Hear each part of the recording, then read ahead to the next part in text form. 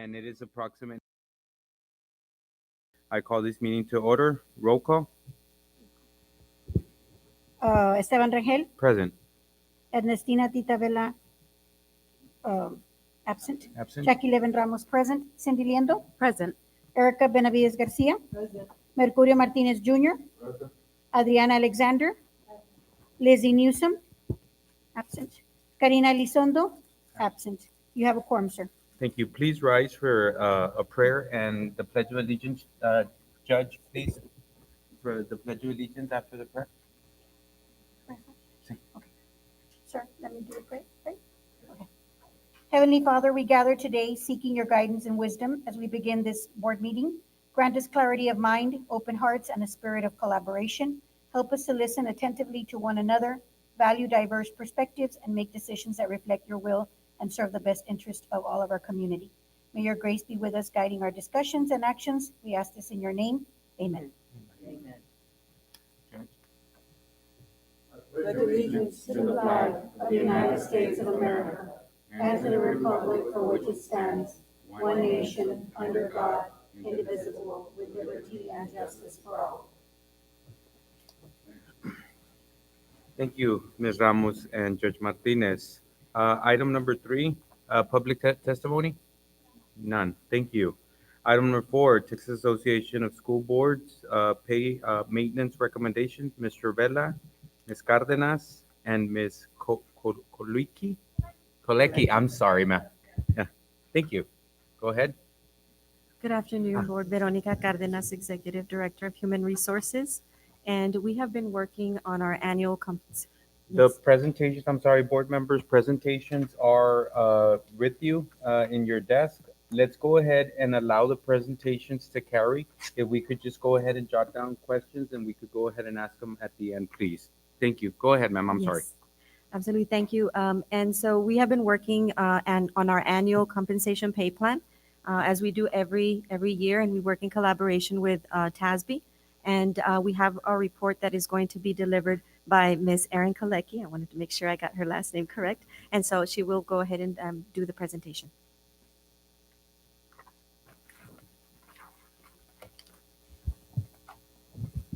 Thank you so much, Veronica. Nice to see everyone. Thanks for having me to your beautiful campus. I'm thrilled to be here. So I'm Erin Kolecki, and I'm a senior consultant at TASB HR Services. We do pay studies and pay maintenance for both school districts and also community colleges across the state. And previously, you were working with my colleague, Luz Cadena. She is on her way to retirement, working part-time. So I get to work with you this year. If you do have any questions, you are, of course, welcome to ask. So I'll start with our pay study process. So we began the project several months ago with data collection. So your HR department sends us very detailed pay data, processes, your pay plans. We also had a kickoff discussion at that time to talk through any new concerns that might have come up with the compensation plans, any struggles that the college might be having.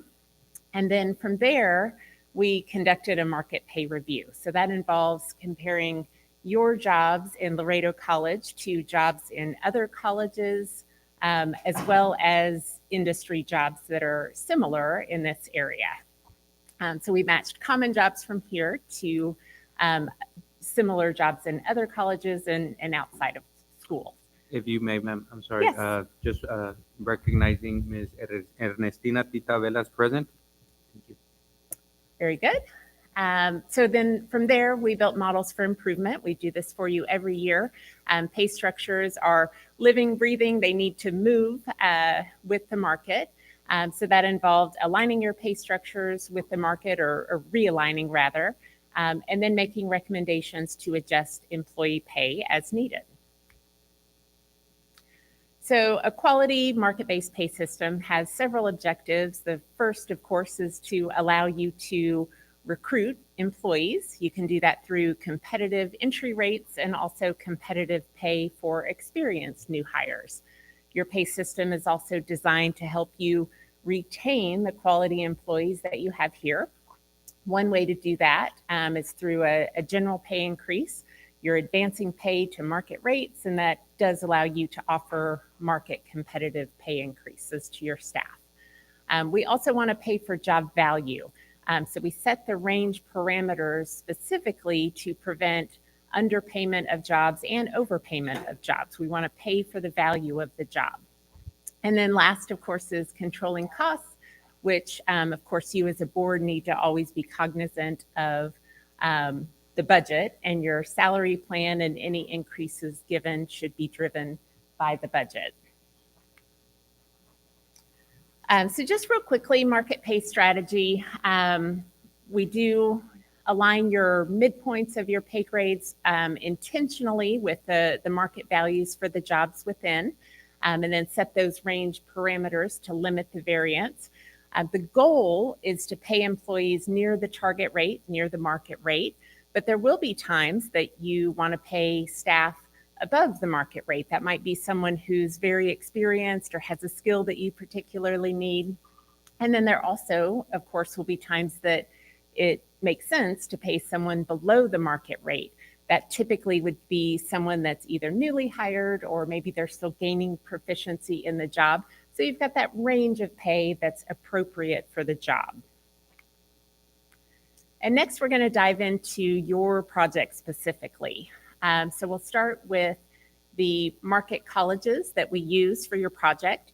So when I talk about comparisons to market, this is the list. It's 9 colleges and 2 local independent school districts. It is the same list that we've used for you for the past, decade that we've been working with you. What's nice about using the same list is you can compare how you're progressing with the market over time. Just a few quick things to point out about this list. So Midland College didn't participate in our survey this last year. So we were able to pull their faculty information directly from them. So we have that data included in the study, but that's all we had. We did have, fun fact, 32 of the 50 Texas community colleges participate in our survey this year, which we're super proud of. I mentioned that we use some other market sources specific to the Laredo area. Those are Comp Analyst and Pay Factors by Pay Scale.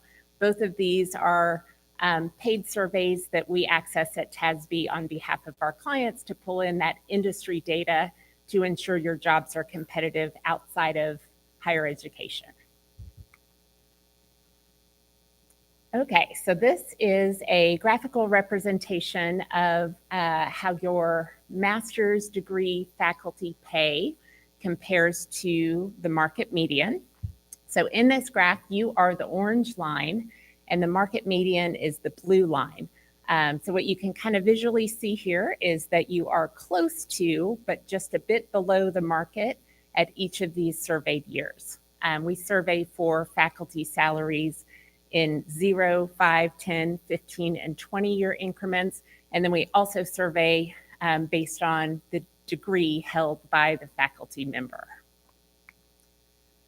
So these are the numbers behind that graph. That's what's driving that graph. So you can see on the first row, that's your Laredo College salary at each of those surveyed years. The next row is the local market median. Probably one of the most important rows on this chart is that third one that tells you what your percent of market is. So you're sitting at, really 2 to 3% below market at most surveyed years. At year 20, you fall about 4% below market. And then the row at the bottom is the dollar amount difference from the market median. So of course, we also look at your other pay groups when we do the market analysis in the study. And so we have separated the market analysis by pay group for you. The first is administration, which of course is your director level and above. The second is what we're calling your professional positions. They're staff that are salaried, but are more individual contributor roles, like your accountants, analyst jobs, coordinator type jobs are grouped in that professional category. Um, just for the record, Ms. Lizzie Newsom is present, and I again, please hold your questions toward the end. We'll go ahead and ask, write them down, and we'll ask Ms. Kilecki, sorry. No, I love it. The That's questions good. at the end. Sorry, It's thank my you. husband's name. It's not mine, so I'm not offended. Pardon me. And Aaron is fine as well. Okay, so and then your office and technical. So those are non-exempt staff. They're staff that earn their pay by the hour. Some examples of those jobs would be your administrative assistants, clerks, technical technician type jobs. And then last is maintenance and operations, which is, of course, custodial staff, maintenance, painters, carpenters, those types of jobs. So in this graph, we're showing you how your employee pay compares to market. That's that first column. The second column is how your your pay grade midpoints align with the market. Remember, we talked about structurally, we want our midpoints to be aligned with the market. That's what allows us to drive pay towards the market rate. For your non-exempt or hourly staff, we also always look at your minimum rates of pay and how those compare to market minimums. And then the final column is just the number of benchmarks, the number of jobs that we were able to match by pay group. So big picture here, you are close to market. I would say you're approaching market for your two exempt job groups, a little further behind for office and technical, and then maintenance and operations is your group that is furthest from market at about 17% below. So now we'll dive into the recommendations. So recommendation 1 is to implement the pay structure adjustments to realign your structures with the market. With that, we have proposed some improved starting salaries. For this last school year, your starting rates of pay at the minimum was $12.15, and we proposed to move that to, it was $12.15, and now we're proposing to move it to $12.50. It's about a 3% adjustment to that minimum. We've also realigned those midpoints with the market rate as a part of the structure adjustments. There were a few positions as well, maintenance type positions that we've proposed to upgrade a pay grade. Reason being, sometimes we can shift the structure up to make the adjustments to market that we need to. Other times, they're further from market, so that warrants a move up. Recommendation 2 is to adopt a general pay increase. We've proposed a 3% general pay increase to improve your market position. What that means to your staff, for master's degree 9-month faculty, that's a $2,050 increase for all of your continuing faculty. We're able to raise your starting salary for faculty with a master's degree to $53,750. We've also applied some additional adjustments at years 14 through 25. If you'll remember from the market chart, that was where you were a little lower to market. So we're able to put a little bit of money and kind of strategically drive pay closer to market where you're lowest. So that's what those attempt to do. Your pay increases for faculty with an associate's, a certificate, a bachelor's, or a doctorate degree, basically everybody but the master's degree, those are calculated as a weighted factor based on the master's degree increase. A continuation of recommendation 2, just to clarify, that 3% increase for your exempt staff and non-exempt staff is calculated as a percentage of the employee's pay grade midpoint. What that allows us to do is value that year of service equally in the same dollar amount for all people valued in the same pay grade. And then for faculty, that general pay increase is calculated as a percentage of the market median master's salary from that peer group that we saw at the start of the presentation.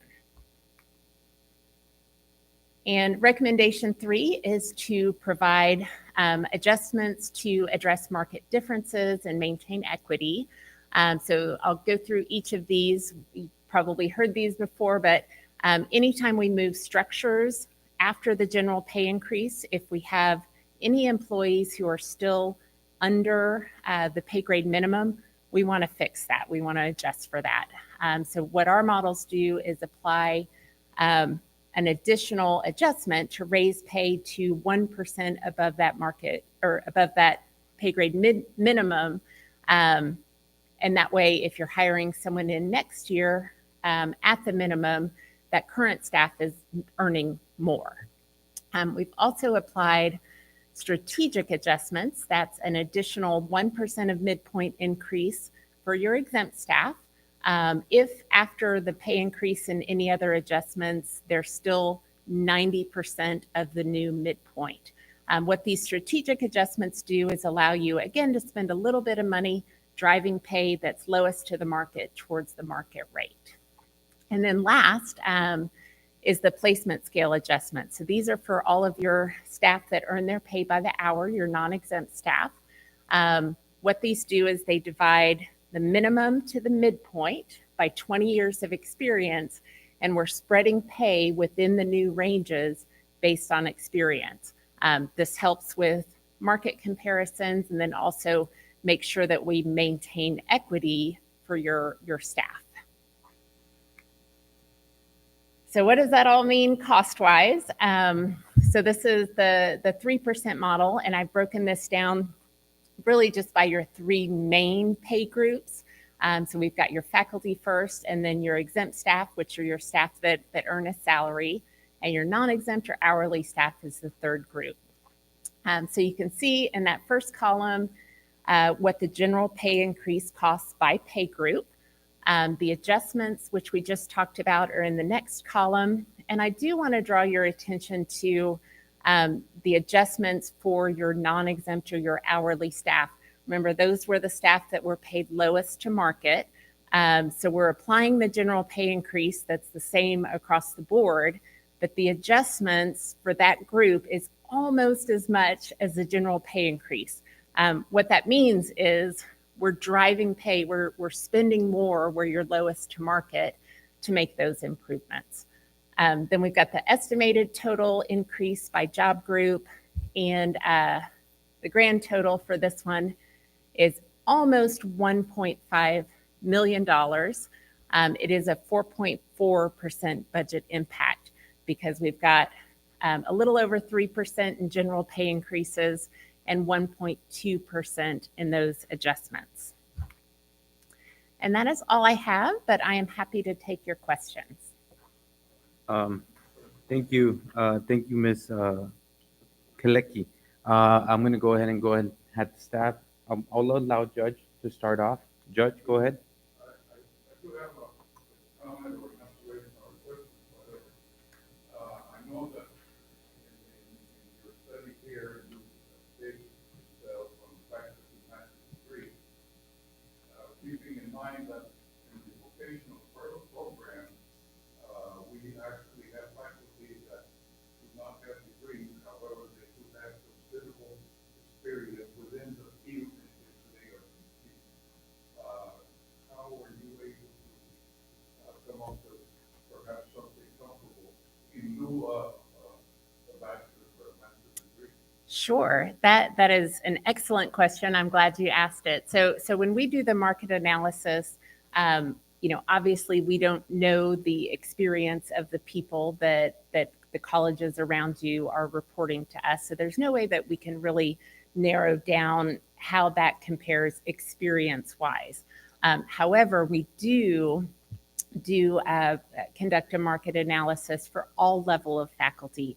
So your non-degreed faculty, your associates, your bachelor's, your doctorate, all of those. We are also proposing, of course, pay increases for those staff. But I think your real question is, are we as a college valuing the experience of those faculty members appropriately? I don't have a way to measure that, but I will tell you our recommendation in that type of scenario is, to honor and pay for that job related experience, because like you said, it's incredibly valuable. We're very fortunate. We have faculty within the vocational section. Excuse me. Oh, I'm sorry. Thank you very much. We're very fortunate that we have faculty that have tremendous amount of experience within the field in which they are teaching within the vocational program, whether it be in plumbing or whether it be in air conditioning or even on the mechanical end of it. I would surmise that you would probably address it based on the number of years that they would actually have experience, and make that in lieu of a degree that would be the case that you probably would address. Yeah, so that is a local college decision, and your HR department could probably weigh into your specific procedures of how you value that experience. But we would encourage you to, in your procedures, to value that as much as possible. Dr. Ramirez, go ahead. Well, just to add to the discussion, we do weighted salaries. We do additional, what we call weighted salaries for those specialized areas. For example, nursing, HVAC, electrical, they get additional weighted, they're not necessarily stipends. Well, they are stipends that we add to their base salary for their certifications, years of experience, and the years of service here. And so all of those do get taken into account. And we do have an internal scale that we follow.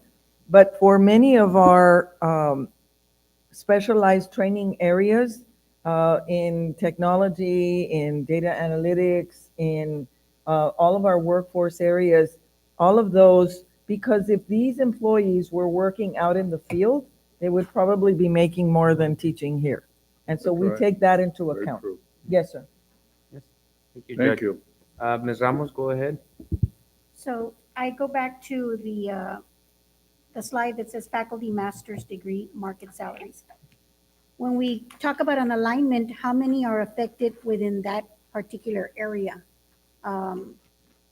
You mentioned the number of benchmarks, meaning the number of people that are affected, right?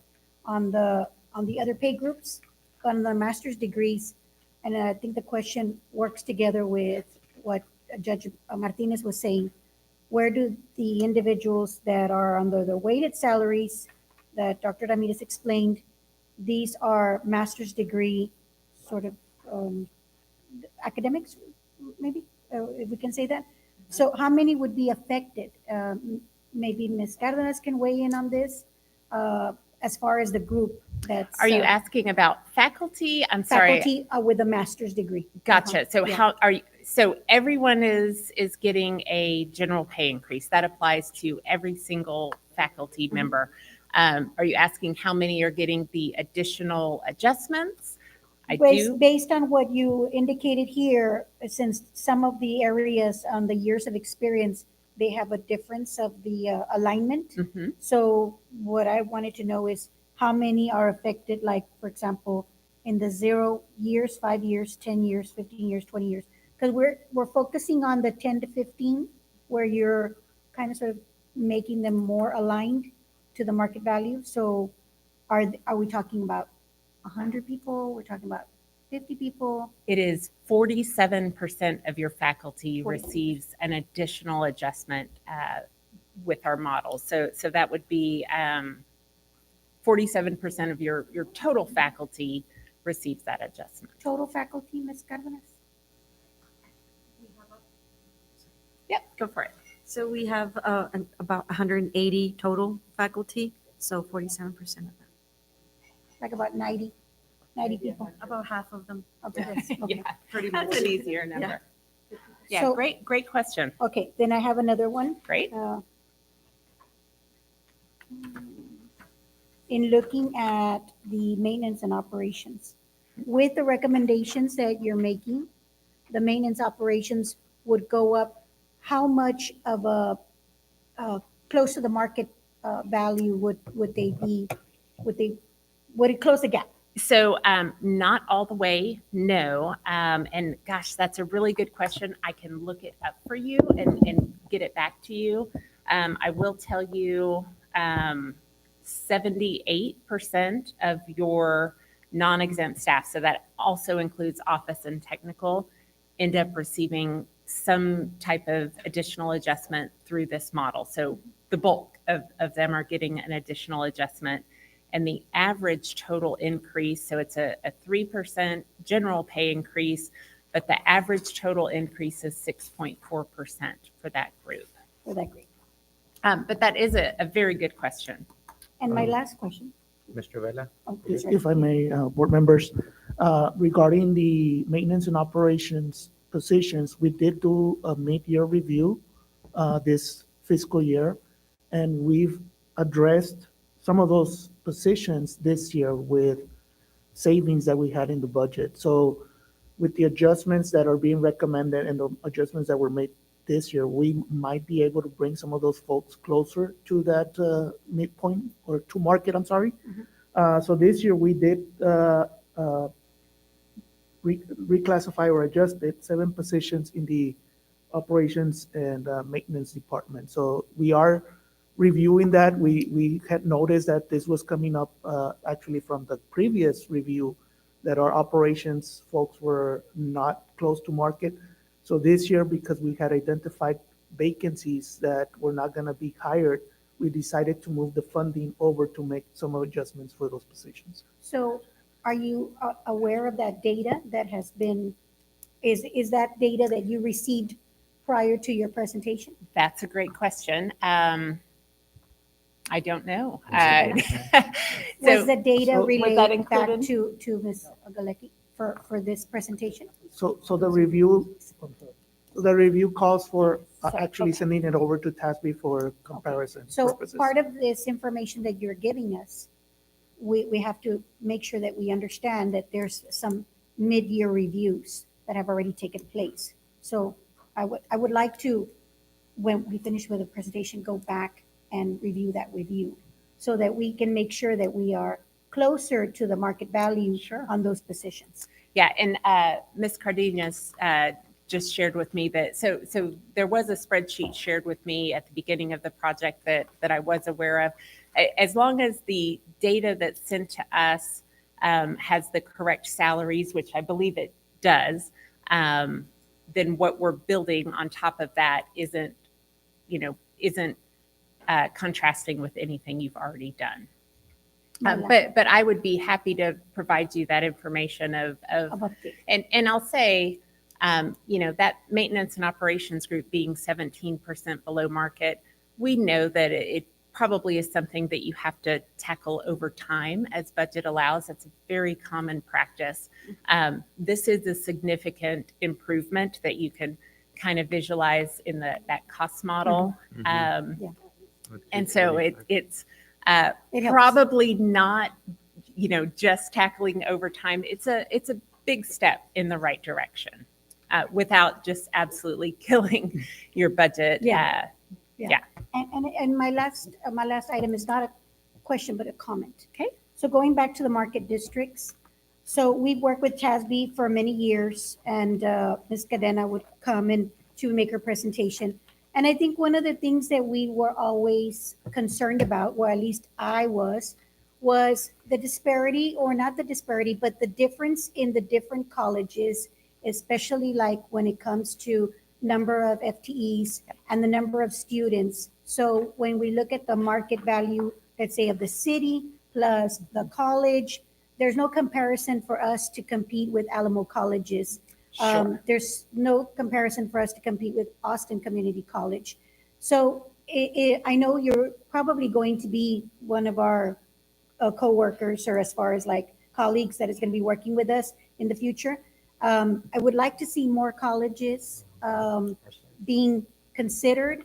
And we are in the large college area, but or Del Mar. So Del Mar is more or less, but even though Del Mar has 10,000 students, they have 1,200 employees, which is a little bit over.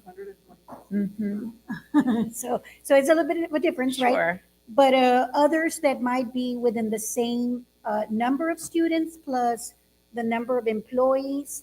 And then the other thing is we've always done a comparison with the ISDs, which I've never agreed with that because I think we're in two different um, groups.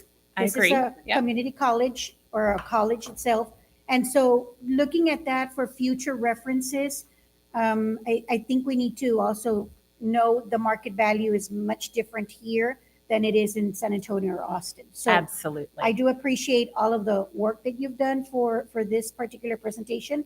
But on my behalf, I would like to continue to work with you and make sure that we get data that is solidified towards our college. And can I share just a little bit of how things have changed over time?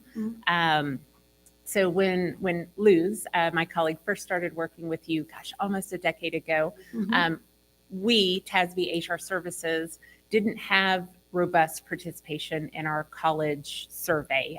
It was 6 or 7 of you that would participate. Now we have 32 colleges.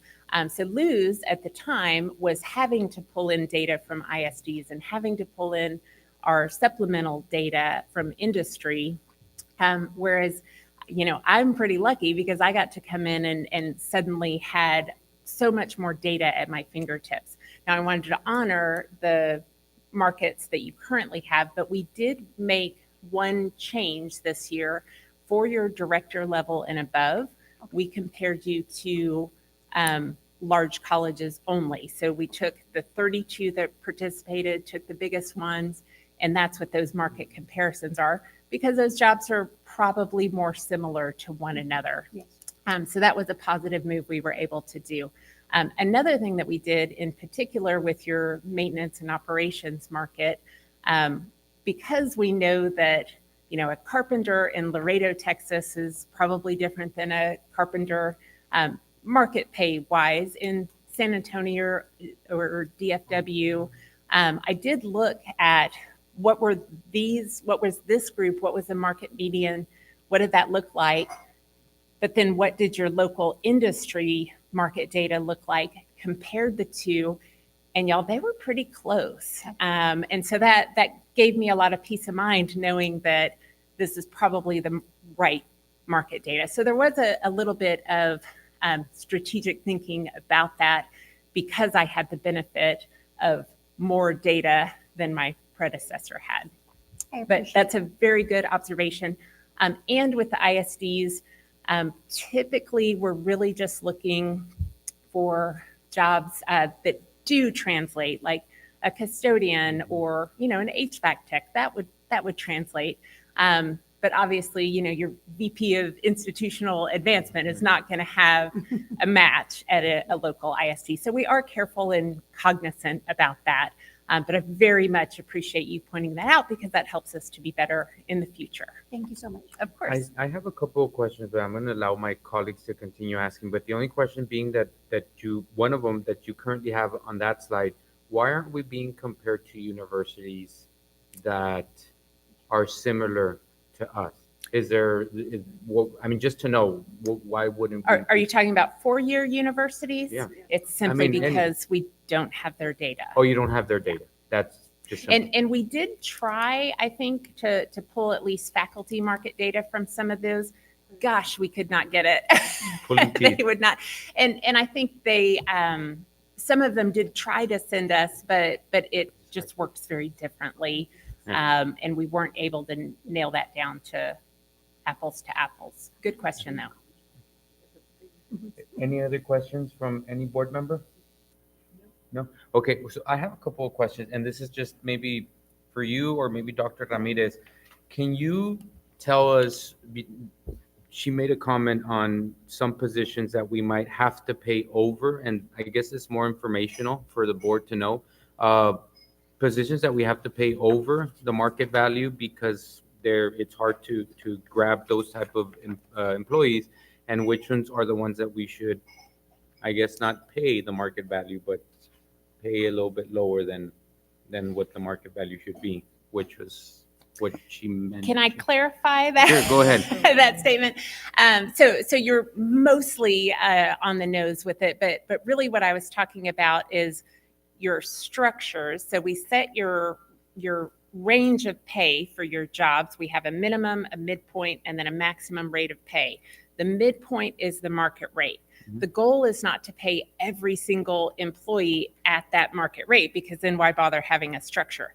The goal is to have a range of pay based on your value systems. In public sector, typically that value system is based on experience, but we do encourage you to use that range of pay.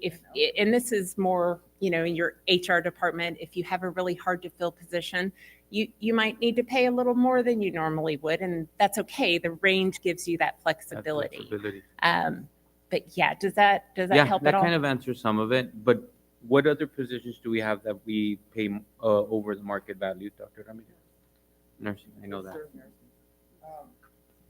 I would say that in the faculty departments, I think we have quite a few that we have to pay adjustments. Our CDL, for example, our CDL truck driving instructors would make more driving than they do teaching.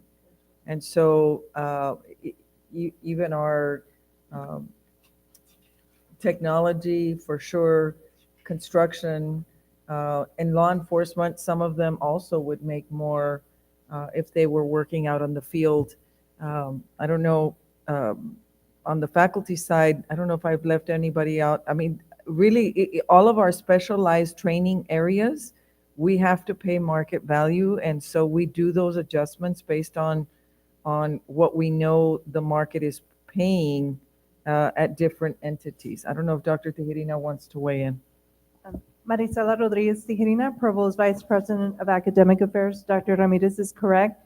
We also align with any state laws. Like, for example, I'm trying to think the year, maybe 3 years ago, Governor Abbott passed a law of paying RNs with 3 years of experience a minimum of $90,000. Right. And so we, for our nursing faculty that teach in the ADN and the BSN, we had to provide a differential salary scale. We propose that also for the cybersecurity, cloud computing, and now with the BAT, because understanding like exactly what Dr. Ramirez mentioned, we have to keep up with the industry because we recognize that, just like our engineering faculty, they get a substantial stipend as well. So we do a market analysis of what that pay is for those particular industries and try to be competitive. So those are not going to be in the typical average pay plan here. And I know, I think that's what Judge was trying to allude, that we do a lot of analysis to ensure that we are cover that. competitive. And if I may add, and we have to be competitive so that we get quality faculty. We have to compete with other institutions that are looking for the same skill sets, and to be competitive, we have to do that. So I think those differential salaries mean a great deal to our faculty, and we have to continue to watch the market and make sure that we're staying in tune and competitive. Thank you. Ms. Vela, go ahead. Yeah, I agree, and I understand Your microphone. all the faculty, et cetera. My concern really, and the one that I'd like to help the most, is our maintenance. I mean, we couldn't be here without them, Sure. and that kind of, so anything we could do to help them, I think is something that we need to keep in mind. Because that they, like I said, if it wasn't for them, we wouldn't be here. Yeah. Yes, ma'am. Any other questions from any board members? Go ahead, Ms. Ramos. Mr. Vela, so that group that we just talked about right now, would they get the 3% plus the adjustments that Dr. Tijerina was talking about? So for the seven positions that we identified this year, the adjustments were considerable.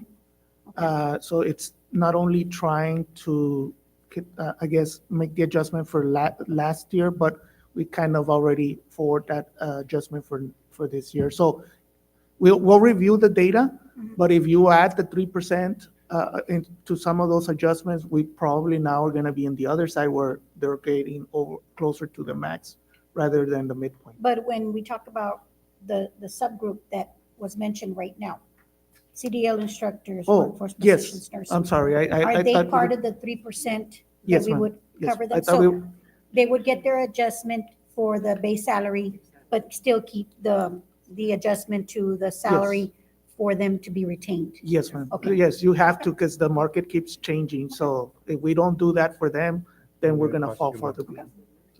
appreciate it. Thank you, Ms. Ramos. On that note, is the 3% also going to cover whoever's maxed out? Yes. Yeah. So we have, right now, we only have 2 employees that And are they're going to maxed be out. considered. They're Right now, in the proposal, you're gonna see, of the budget, they're included. Okay, And the good. total for those 2 employees would total $4,300 That's to fine. include them. Yeah. So remember when we first started the process, we had over 20 employees Mhm. that were maxed out. We're down to 2. Good. And just touching note on Ms. Vela's comment, you know, I'm also very happy to see that we're injecting $275,000 into the maintenance, and I think that's really really good because like Ms. Vela says, you know, they're the ones that are out there, you know, in this heat and everything, and it's a great thing. And I'll end it with just, you know, food for thought for my colleagues. We've been stressing out because we also hired TASB for my school district, and I think I want to commend staff for bringing this and having this initiative and board to actually continue to look at this because right now, and it's no secret because it got approved last night, LISD just approved a $12.5 million adjustment, and that's because they did not do this every year. So because of that, they had to spend $12.5 million. That is a lot of money compared to a 1.5, you know, instead of doing a 12.5. That is very different. But we had a lot of employees. I want to say they told us that 99.8% of the employees were way out of their of the below market value. I was one of them. No, but I was one of them. But it was just shocking because the last time they approved one was in 2014. So it was a long time. So I do want to commend staff for bringing this, and I know it's a bit of a, you know, chunk of money, but it's very important to keep up there in market level because if not, if you want to go ahead and have good employees, they're not going to stay because they're going to go where the money is, you know, and that's no question, you know. So, and if you want to be like Dr. Ramirez says, competitive, we have to be doing this. So I want to commend staff for doing this, and this is something really really good. So yes, thank you. So any other, the judge, go ahead. Just as an observation, okay? The Laredo Independent School District is a district that is the old school district that is not really, has absolutely no growth other than what is within the district. And it's surrounded by United Independent School District completely. The old city limits of the city of Laredo is what now is and has been the Laredo Independent School District. And that, I would say, is also part of the problem because there is not enough additional growth within the LISD district that actually has brought the valuations to improvements. And one of the things is, as an unfortunate situation, as an example, we have the downtown, what used to be a very, very highly successful downtown shopping district or shopping area. Now we have the majority, I would say 80% of it or so, that are the structures, the buildings are vacant, absolutely not providing any kind of development or growth in economic development on evaluation. And that is, I would say, part of our problem of the Laredo Independent School District, which is Yes, sir. unfortunate. Yep.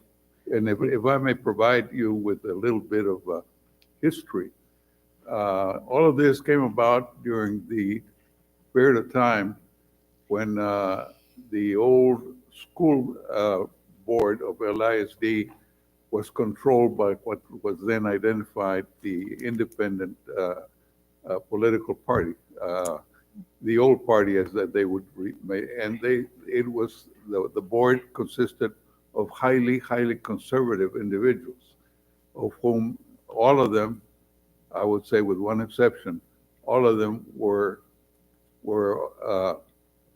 owners of individual businesses within that district. And when they were, as United ISD started to grow beyond that, they approached that board, all right, if the LISD would increase it in order for them to actually start generating some revenue. And that very conservative board turned it down. Oh, And as a consequence, there were two other individuals, which included Mr. Joe Finley, all right? And they organized the community beyond the school district and see if they would be able to develop a united independent school district, which actually happened, or originally it became United Consolidated Independent School District. And it actually, to this day, surrounds Laredo Independent School District. And United now Independent School District continues to increase and continues to actually grow even more so because the city of Laredo continues to expand. And all of that is actually beneficial to the United assessed valuations, which of course is not helping out whatsoever Laredo Independent School District. So that's yeah, probably more than likely part of our problem. yeah. Now, the Very fortunate thing interesting. that we have at Laredo Community College, now Laredo College, is that as the city limits of the city of Laredo increases its city limits, we can increase with the city of Laredo. So that, in a manner of speaking, is a big plus to this institution. Otherwise, we would be in the same situation that the Laredo Independent School District is at the present time. So Yes, that's sir. a little bit of that history there. Thank you for that. Thank Is you, United Judge. ISD included in your draw for students here? Yes. Yes, I yes, thought we do. it so. does. Good. Uh-huh. Okay, well, those are going to be the questions that we have. We want to go ahead and thank you, Ms. Kaliki, for being here. My Kaleki, pleasure. Sorry, Thank you for Kaleki. having me. for being here. So, but yes, we'll go ahead. We're going to go ahead and move on. Item number 5, presentation on the preliminary draft for the fiscal year 26 budget. Mr. Vela, go ahead. And again, I repeat, please, we have the presentation here with us. Let Mr. Vela do his presentation, jot down your notes, and we'll go ahead and ask questions towards the end. Thank you, Mr. Vela, go ahead. Good evening, members of the board, Dr. Ramirez, colleagues. For the record, Cesar Vela, VP of Finance and Administration. Tonight, before I begin the update on the budget, I would like to publicly thank all the directors, supervisors, VPs that have participated in the budget process. I know it's a long process, and we pull hair and have discussions about what is priority or not. But it is again, an ongoing process. And right now, we'll show you the preliminary numbers as they came in from the department, and also the projected revenue for the upcoming fiscal year. So some of the items that we're going to cover tonight are obviously look at the budget objectives for next fiscal year. We'll go over some of the highlights, the projected revenue, the funding sources, the initial budget requests as they were submitted by the departments, what we're proposing for expenditures to be able to present a balanced budget for approval. We'll look at the budget allocation. We'll present some additional considerations that we would like the board to consider. We'll talk about the tax rate and valuation information, as well as look at the tax rate history for the last 5 fiscal years. And then finally, we'll go over the next steps as we look at approving a budget for 2026. So some of the objectives, again, main objective is to provide adequate funding to maintain the instructional and student service components of our mission. Also to provide adequate funding for technology upgrades and maintenance of facilities. We are currently right now undergoing the facilities master plan for the next 10 years. We are hoping to have the plan ready for presentation and approval at the August meeting. But we have already identified needs as part of that process, which we'll go over as part of the budget presentation. One of the other objectives that we have for this coming year is to maintain the funding for the Palomino Pledge and the student meal plans. So the budget that you'll see tonight includes funding for those 2 programs. Obviously, we want to make sure that the operating budget is aligned to match our revenues. Obviously, also providing the funding necessary for those high-demand programs. And then, as you saw tonight, as part of the TASB review, is obviously making sure that our budget addresses salaries and benefits to make sure that we optimize and retain the qualified faculty and staff. Some of the highlights. In tonight's preliminary budget, you'll see that we're not proposing a tax increase. We are working to present a budget that will only require the adoption of the no new revenue tax rate. This would be the second year in a row that we make that proposal. And I know this is important because legal counsel, Mr. Mir, always reminds us that even though our tax rate decreases, that doesn't necessarily mean that we're not increasing taxes, because valuations increase. There might be an increase in taxes. When we propose the adoption of a no new revenue tax rate, we're essentially proposing a no tax increase. So again, that is what we're looking at for this coming fiscal year. With that said, if we do adopt a no new revenue tax rate, that would entail that we would see a 3-cent property tax rate decrease for the college. We are maintaining the tax collection rate at 97%, and as part of our finance updates, you've seen that we've hit that mark for the last 3 fiscal years. So we'll feel very confident that we'll hit that mark for next fiscal year. We're not proposing any tuition and fee increases. Again, this would mark the 11th year with no tuition and fee increases. Right now, we just received the numbers from the state. Actually, we got them at about 4 o'clock this afternoon. So we now know that right now we are in line for a 6% increase in state appropriations for the next fiscal year. As we discussed earlier, we are including a 3% general pay increase for all eligible employees. Currently, the budget that you'll see also includes $660,000 for 7 new faculty positions and 3 academic support positions. And that is coming out of the new initiative funding that we had this year. So those positions are already included with the funding that we have received this year for new initiatives. We also are including funding for new programs such as the BASHART, the forensic science and the construction management programs. And again, we've been addressing some of those equipment requests already through the new initiative money. Like I mentioned, one of the goals is to maintain the Palomino pledge, so we are including 2 million for that, and an additional 1 million for the student meal plan. And then lastly, we are including an additional 1.2 million set aside to address deferred maintenance projects. And again, I'll go over some of the deferred maintenance numbers at the end of the presentation. So the projected revenue for 2026, we're looking at revenues of 87,205,768. That's an increase of 6.1 million. Currently, right now, the budget is 81.1.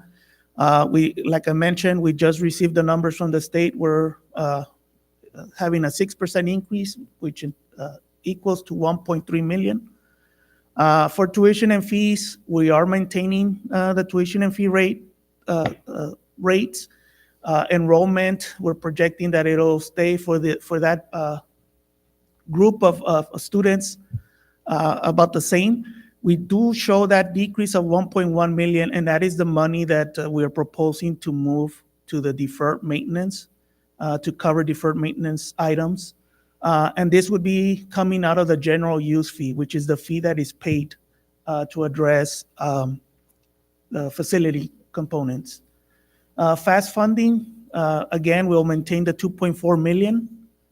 Property taxes, an increase of 2.3 million. And the reason that we're seeing an increase of 2.3 million, again, even though we're proposing a no new revenue rate, we are seeing an increase in new properties. Those properties are not included in the tax calculation for the no new revenue rate. So we're looking at about $846 million in new valuations for next fiscal year. So that will give us, again, additional revenues of 2.3 million. So again, even though we're proposing the no new revenue rate, we are going to see an increase because of the new properties that are added to the tax rolls this coming year. The increase of 3.5 million in the other sources is basically the money that was sitting in the new initiative funding. It is now being rolled into the budget. So for 26, that money will no longer be available for new initiatives, is now part of the budget, and it is being used for those programs that I mentioned, and also to fund the positions in the faculty ranks. So again, we're looking at an increase of 6.1 million for next fiscal year in revenue. As far as the sources, again, there are three main sources of funding: are tuition and fees, state funding, and property taxes. What you see there is a percentage or the breakdown of where the money is coming from. Again, 51.61% is property tax revenue. It is a drop from last year. Last year, it represented 55%, so we're down to 51%. State funding is staying about the same, 27.8%, as well as tuition and fees at 17%. The other increase was, again, in other sources, and that is, again, attributed to the 3.5 million that we're now injecting into next year's budget out of the new initiatives funding. As far as the budget request for next fiscal year, we opened the process for all departments to submit the request in March. And what you see here on the screen are all the requests that came in. So for 25, our budget is 81.1 million. The 26 request came in at 90.5 million. So right now, if we were to propose a $90 million budget, we would have a shortfall of $3.3 million.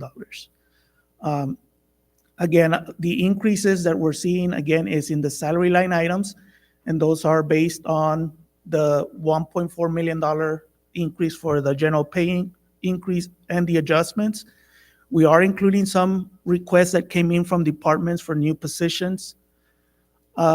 Equipment, we got $6 million in equipment, new equipment for next fiscal year. And I'm not going to go over all the equipment, but essentially, this is just a listing of the items that came in. The board will get the final listing once these items are reviewed. But again, like I mentioned, it was $6 million in equipment requests for next fiscal year.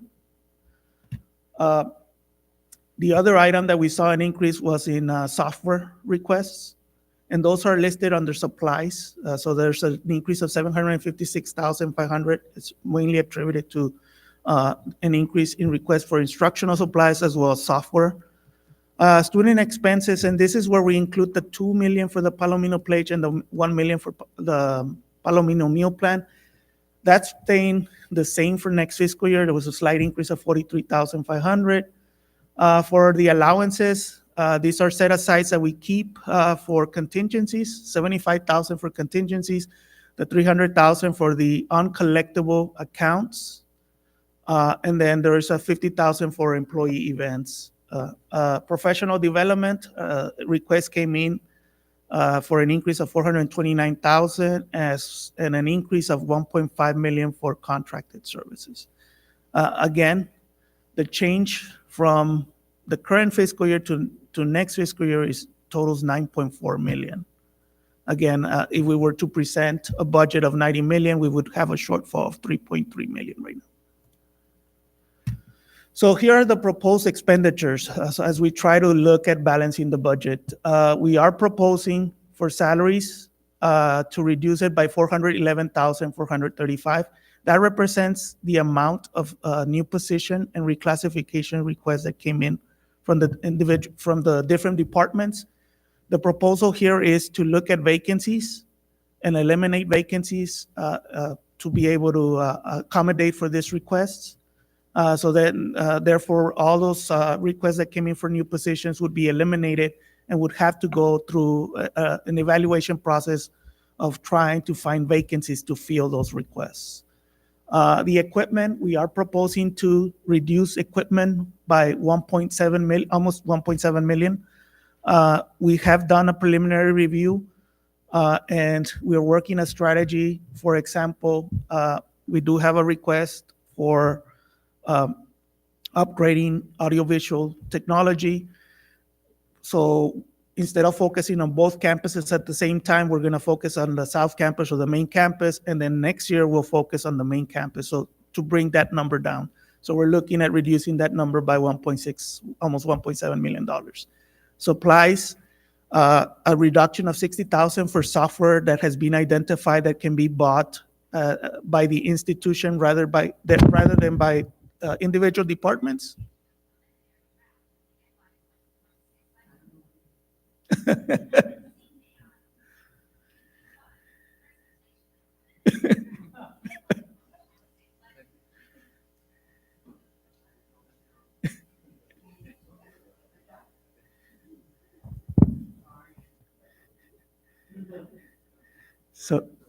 So the proposal would be to look at purchasing the software that's being requested by the individual departments through the institution as a whole.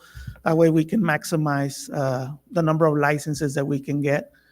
Student expenses, like I said, it was an increase of 43,500. We're just proposing to roll forward the current year budget, as well as the professional development budget and the contracted services budget. So at this point, what we're proposing for the professional development and the contracted services is to roll forward this year's budget. So under contracted services, what we'll be doing is we'll be doing a review to see if we can consolidate or eliminate some of those contracts. Again, right now, looking at the history and looking at the current year expenditures, we feel confident that rolling forward the 11.9 million into next year's budget, we should have enough to cover the requests that have come in. So again, the budget requests came in at 90.5 million. We are proposing a budget of 86.3 million. So that's a reduction of 4.1 million in requests that have come in.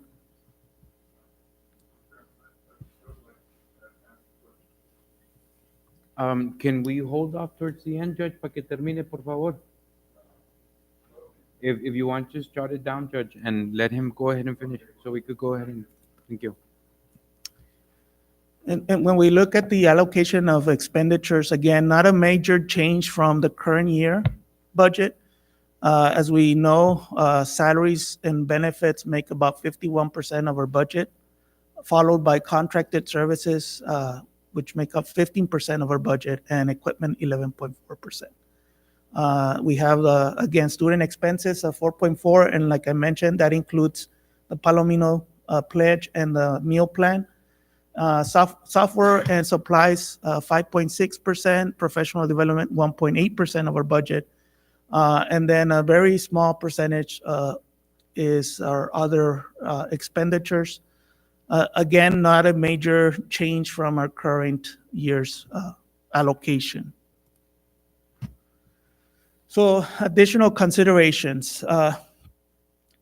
We are working on a plan, again, to address deferred maintenance. Like I mentioned, we are working with O'Connell Robertson on the facilities master plan for the next 10 years. And that preliminary plan has already identified close to $116 million in items that need to be addressed. And some of those items are listed here on the screen. We're looking at roof repairs, chiller replacement, water tower replacements, air handlers, lighting, electronic door controls, parking lots, and we do have a couple of buildings that need to be addressed, both on the historical side and also on the student service side. So again, right now, the proposal would be for consideration to use 100% of this year's savings when we close out the fiscal year. Right now, we're kind of estimating that it'll be around $10 to $12 million, and inject that into the deferred maintenance projects to start tackling some of these items. Again, 116 million is a big amount, and right now, we wouldn't be in a position to go out for a major bond. So I think if we can start chipping away on this list, we do understand that some of these items we will not be able to address in that matter, and at some point later in the master plan, we'll have to look at maybe a financing plan. But again, a lot of these components we could tackle this coming fiscal year if we're allowed to use 100% of the savings this year. There is a listing of the facilities, the deferred maintenance items in the back of the presentation. I'm not gonna go over the whole list, but it's there for your review. And these are the items, like I mentioned, that have been identified already by O'Connell Robertson, and we're also working with Johnson Controls on the energy efficiency side. And so all of these items have been identified by both companies. They've gotten pricing on those items. So again, that is something that we would like for the board to consider. The other item, like I mentioned, is just using the vacancies right now that we currently have to fund the new positions that have been requested by departments for next fiscal year, and some of the reclassification requests. And that amount is $411,000. So we do have enough in vacancies right now that could help address those requests. The next is the tax rate and valuation information. Right now, the 2024 tax rate, which is the one for the tax rate that is used for fiscal year 25, is currently 24 cents. We did have a valuation for this year of $24,282,000,000. Valuations are going up $4.5 billion for next fiscal year, or an increase of 18%, from 24.2 billion to 28.7 billion. The current M&O rate right now is 19 cents.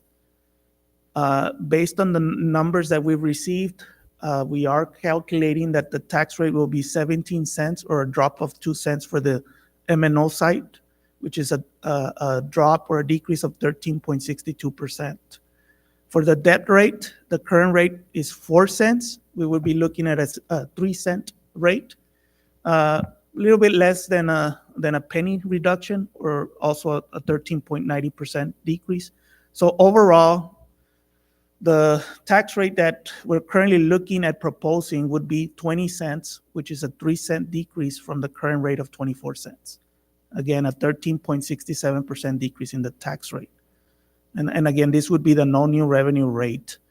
If you apply that to the average homestead taxable value right now for 25, the average homestead value was 205,827. When you apply the 24-cent tax rate, you're looking at a tax of almost $500, $498.96.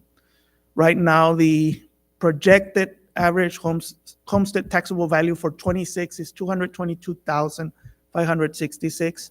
If you apply the 20-cent tax rate, you would be looking at a tax of $465.76 for an average home of 222,000.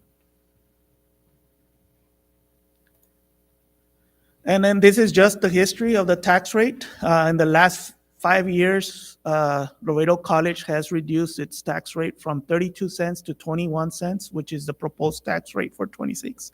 That's 11-cent decrease in those 5 years. I do want to point out that for year 25, this is when the board adopted the no new revenue rate.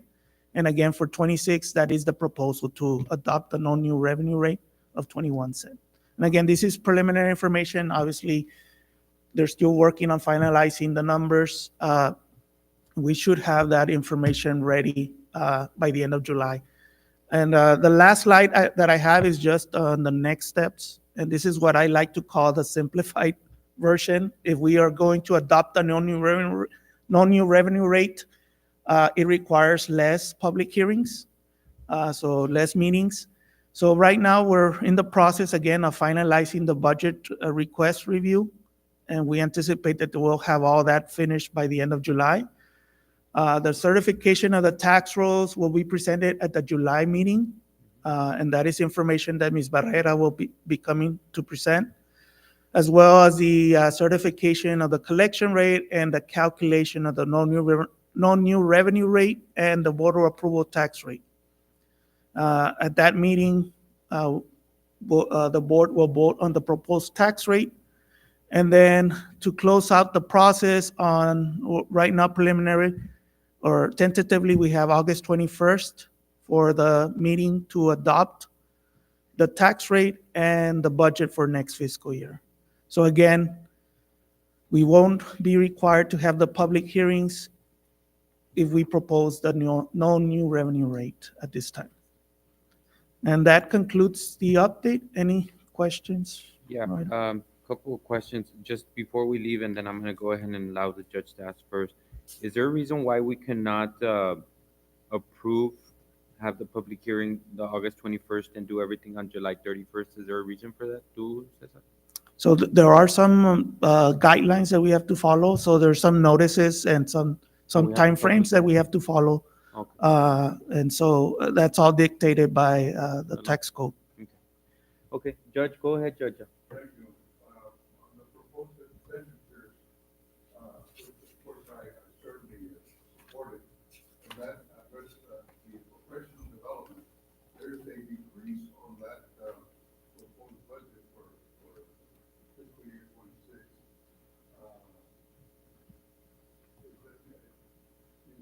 Is there any reason why, in my opinion, we should continue to encourage professional development to all our faculty, and if they can attend more of the different programs that are offered, throughout, not necessarily within the state, but even outside. But in my opinion, I think we ought to at least keep it the same or even increase it even more in order to encourage overall administration and faculty that if they qualify for that additional professional course that is being offered or to attend, in my opinion, we should encourage that. We ought to, because all it does is improves our overall faculty professional attitude, so to speak, within the administration as well as our faculty. I personally feel that we should not decrease it. On the contrary, let's try to improve on it even more so by encouraging our faculty to attend some of these, you know, additional courses or programs or that are being offered outside of our community, so to speak. That's I'm just gonna, an observation, yeah, Mr. President. Dr. Tijerina and Dr. Marisela, if they could both answer this question, please. Sure. Let me just start with, we're not proposing a decrease in professional development. What we looked at, and Dr. Tejerina can chime in on the types of trainings, but what we looked at was this year's budget and how much was actually spent. And then if we had anything left over, and in our case for this year, we did not exceed what we had budgeted for this year. And therefore, we made the decision to keep it at the same amount because there was no deficit in what we had already allocated for professional development. Now, if faculty ask and we encourage it, they are allowed to go to trainings and developments. But and there's some that are specific to their areas, others that are specific to the organizations, state and national organizations that they belong to. But we encourage everyone on campus to attend state and national conferences and to present, because we want to make sure that the things that we're doing here at Laredo College are visible to everyone. So we're not proposing to decrease, but we are proposing to leave it as it is for this year. But Dr. Tijerina? Marisela Rodriguez Tijerina, Provost Vice President of Academic Affairs. We completely agree with you. We never shut down an opportunity for faculty, but I will say that now after COVID, a lot of opportunities are now also through Zoom. There's a lot of webinars that I think I see more webinars nowadays than ever before.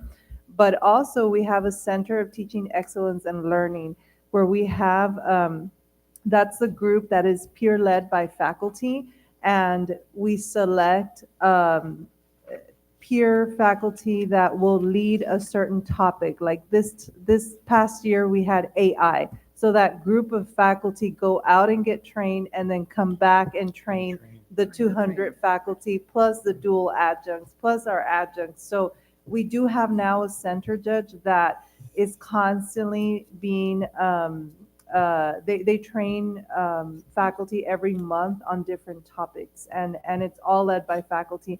In fact, we just for once took about 15 faculty to the professor conference in DC about early June.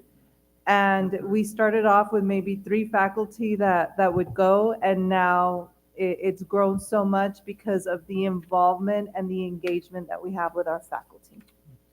So I guess just to answer the question.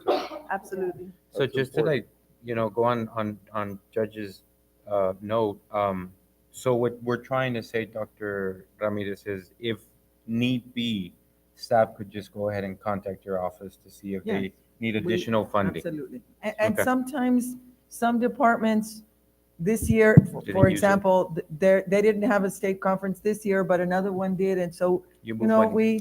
Peter pays Paul, and everybody helps each other out. Okay, thank you. Ms. Ramos, go ahead. Mr. Vela, thank Yes, you sir. very much. All of this is hard work. I commend you.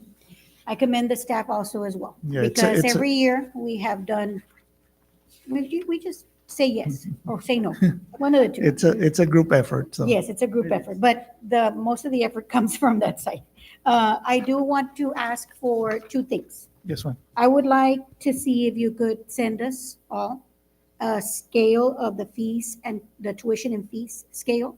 Well, I'd like to see where the monies are coming from and how they are channeled into the general budget, right? Correct? So focusing on that fee for deferred maintenance that we are going to be utilizing, that can only be utilized for that. So, and how we have not increased tuition how we have not increased fees. So if possible, if you could provide that for us. I tried to look it up right now, but I was trying to maneuver, and then I was asking Dr. Tejerina, is there any way I could get one right now? But I would like to see that everybody gets that form or that scale to see how exactly it impacts the whole entire budget itself. Okay. Um, uh, Looking at the different projected revenues that I commend you. We had thought it was 22.2. It ends up being 23.6, which is great because that will give us an opportunity to do more with what we're being given. And on the clarification on the property taxes, we hear it from many people. We hear the increase in taxes. We hear the increase in property, how much I'm going to have to pay. We need to make a big deal of this because we are reducing the property tax, which we have nothing to do, and I'll say it again, nothing to do with the appraisals. And that is really important for the general public to understand that we're working with what is given to us from the appraisal district and the going back to the market value, going back to how much the properties are worth. Now, I do want to also add, just like Judge Martinez says, an observation that the final total amount of property taxes that we will be collecting on the market value, and Ms. Garcia can chime in, is not certified until the beginning of July. That's correct. Right now, there's people that are contesting and they're trying to see if they can lower their property taxes. So because of that, that's why we have to wait till July.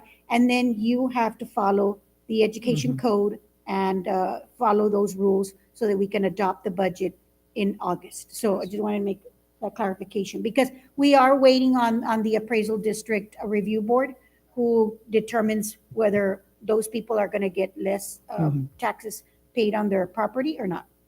So overall, thank you very much for everything. I really appreciate it because I know we've been working together for the past 10 plus years and we've seen an increase in the budget, but we've also seen an increase in the types of programs that are available. And also we've been able to scale down the property tax rate a little bit lower, but we're still making it. So thank you so much. I appreciate it. Before I hand over the mic to Ms. Liendo, Dr. Ramirez has a little comment because we were touching on tuition and fees.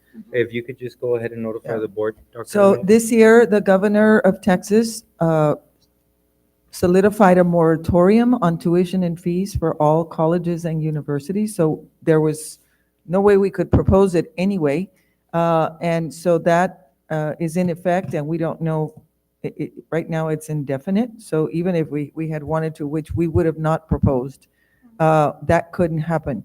I also want to make note that fees, all fees are registered through the state, the Legislative Budget Board, and those are designated fees. And those fees cannot be spent on anything other than what's registered with the LBB and with the state comptroller. So, if we have money left over in one particular fee, doesn't mean that we can move it over and spend it on something else. We cannot. And lastly, state funds cannot be spent on auxiliary services. So whatever the state gives us, we cannot move that money and say, all right, well, use it to support student health or counseling. No, because that's considered an auxiliary service. And so we cannot use those funds and commingle that with any kind of auxiliary service. So it has to go directly to instruction. And so that's just a caveat so that everybody is aware that certain monies have certain pockets and we can't spend them on anything else. All right? Thank you. Thank you, Dr. Ramirez, for clarifying that. Ms. Liendo? Thank you. Mr. Vela, I just want to say congratulations. Thank you. When I heard the decrease in the tax rate, I just wanted to stand up and clap because this is just amazing. And I honestly challenge every government entity in our community to do the same thing, because they're all going to see the same increase in new properties. And so everybody can do this. And when you look at, we keep seeing that the values on the properties in our communities keep going up, as they have to and as they do every year. But when you see that even though what your property is valued at, you're still going to get a decrease in the amount of taxes that you're paying to the Laredo College, I think it's huge. And even if it's $100 to most families, that's a big, big difference, especially when you're combining all of the different taxes. And so congratulations, not only to you and your department, but to all of our staff, all of our faculty, for really tightening their belts, because I know this is not easy. And it's very easy to, to order an extra box of pens or more paper or ask for extra highlighters or, things that maybe you don't necessarily need, but you would like to have. And I know that everybody is really watching their expenses. And so we appreciate that. And the taxpayers certainly appreciate that, I'm sure. So thank you all very much for everything that you're doing. Of course, we have to point out we're continuing to offer great programs, increase the programs that we're offering to our community. The Palomino Pledge is huge. The meal plan, amazing. I mean, no increase in tuition and fees. It's just, I'm proud. I'm so proud of the work that this board and this entire Laredo College community is doing. So thank you. Thank you. Thank you, Ms. Diendo. Thank- Is there any other questions, comments from any other board member? No? Okay. The only question that I had, Mr. Vela, was you mentioned on the slide, the funding source. Is there a reason why it went from last year from 55 to this year 51? Like, is there like, because it is, I mean, I Yeah, would so the understand percentage went down on the 2. tax revenue because our other sources went up, made the difference, the 3%. Okay, got it. We had some money, Yes. yeah, we had some money set aside in the So new then initiative, now it's part of the budget. That was my only question to Mr. Vela, and just echoing a couple of comments and also with my colleagues. Thank you so much for what you do, and I know this is so time consuming, and this is something that everybody has to chip in, to be able to do a balanced budget and everything. So, just Cesar, tell your staff and everybody that has some part into your budget process, thank you, and for everything that you all do. And Ms. Leandro couldn't cover it better than what she said. I mean, really, I mean, we are changing lives, and it's just remarkable on everything that we do, and we're continuing to lower the taxes. But that's great, and that's pretty much all we have. So thank you, Mr. Vela, for Thank you. that. We're gonna continue. With next. We have item number 6. We have our regular board meeting, July 31st. No, 30th. 30th. I'm sorry. It's the 30th. I'm sorry. I apologize. It is Thursday, July 30th at 6 p.m. think is it's- our regular board meeting. It's a Wednesday, right? Wednesday. July 30th. So with that being said, before I adjourn, I do want to wish my long good friend, Ms. Liendo, a happy birthday. Happy 25th.